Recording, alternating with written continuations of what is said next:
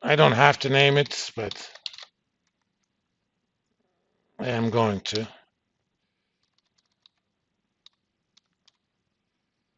Salvage year is my first argument. Where am I going to look? I'm going to look in this table of depreciations and book values.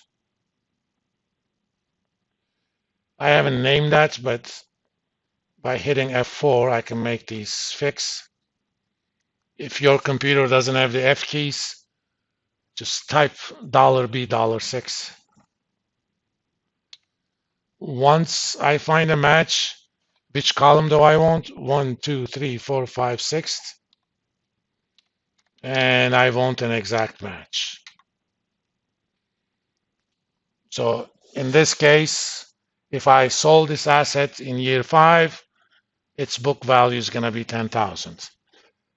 If it's makers, it's going to be 780850. If I'm doing actual depletion, it's going to be 0 in this example. By the way, you could also change the value of these things based on depletion, but I'm not going to worry about it. Because the way we set up the formula, we first check for depletion. So whether makers is green or red doesn't matter if depletion is already green.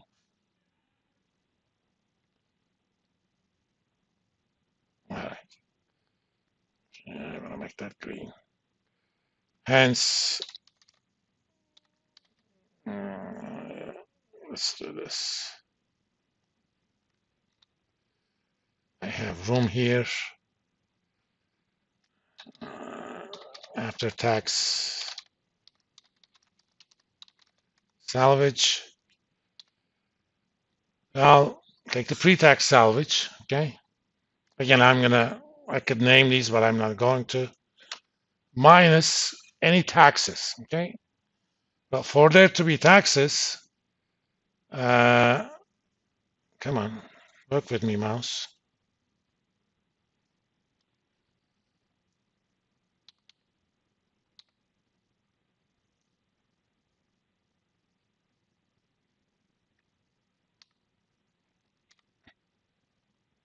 Take the pre-tax salvage minus book value at the time of salvage and multiply it with the tax rate.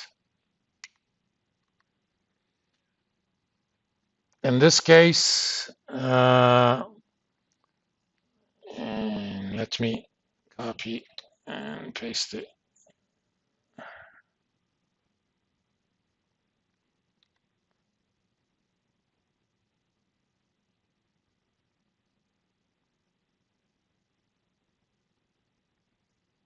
Oh,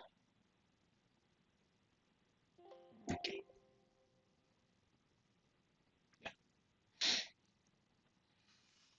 I sold something at $10,000, but as far as IRS was concerned, it was worth only 780850, which means I made money. So IRS is going to take 35% of the difference, and net I'm going to be left for 9232. If I did this in year 4, I actually lost money as far as IRS is concerned, and obviously I'm going to get a tax rebate for the difference. The difference times 35%. And again, since these are my calculated stuff, I'm going to give them a background of rose color. That means red, kind of red light. Don't touch them. They're kind of giving you stuff. Now I can do whatever I want.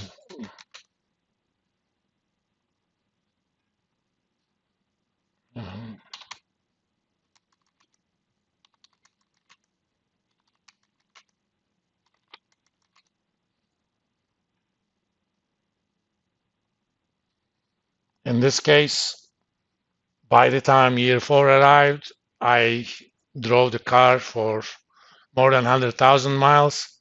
So book value is precisely 0. That means all 10,000 is profit. and so IRS is going to take out 3,500. Think of this as a leasing company, and I think fleet cars have a tax life of 5 years, if I'm not mistaken, or some mileage. So you may actually pay a lot of salvage costs, salvage taxes. In many cases, they sell them long before that, so that it still has high enough book value, so that you don't pay any salvage taxes. Once last year in October, I had an accident in Florida.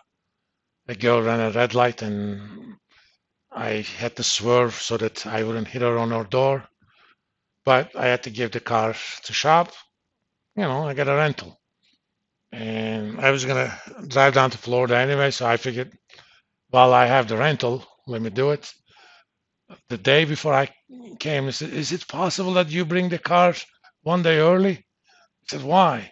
We sold the car. Used car market was so different those days. Even rent-a-car companies were selling their cars quite a bit. I'm going to stop here today because we're going to use all of this to make calculations. That after-tax salvage, you can think of that as negative capital expenditure at the end of the project. Once the project is done, it's going to come back to the firm. And we're going to need those annual depreciations to calculate pro forma income statements anyway. That's why I put so much effort into this. I don't want you to, the only thing I want you to know is what all these numbers mean, okay? So what are you entering when you enter cost of asset? Or make the makers or depletion green or red light?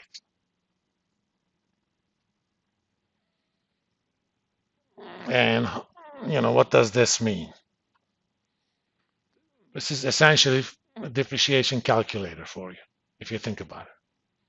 I don't know if your accounting professors would allow this, but if you're doing homework, why not? And I'm going to save this as a macro enabled, because once you have those green light, red light, it involves even a simple macro. It needs to be saved as a macro enabled Excel book.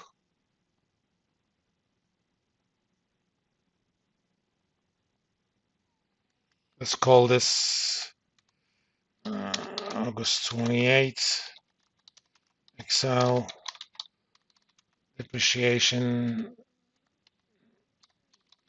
and salvage calculator. If only I was able to spell it. Make sure save it as Excel macro enabled workbook. Otherwise, you can't do double click and change the lights. You can always enter 1 and -1, but hey, they're being fancy here. People like this stuff. And Wednesday, we're going to write down a very general project with all sorts of bells and whistles. And we're going to figure out what's relevant, what are annual pro forma income statements, what's the cash flows, and how would we actually evaluate that project in terms of things like net present value, IRR, and all sorts of other stuff. And that's going to kind of finish our review of basic finance class. Then we'll go into other stuff. Before you guys go into and after next Wednesday's class, I'm going to give you guys kind of a small group assignment.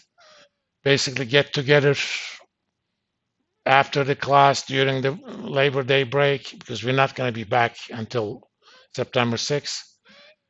I want you guys to come with some candidate ideas about what your enterprise is going to be. Then, we'll do some feedback. If you guys are happy with it, then we'll get to the next stage. All right? I'll see you guys Wednesday.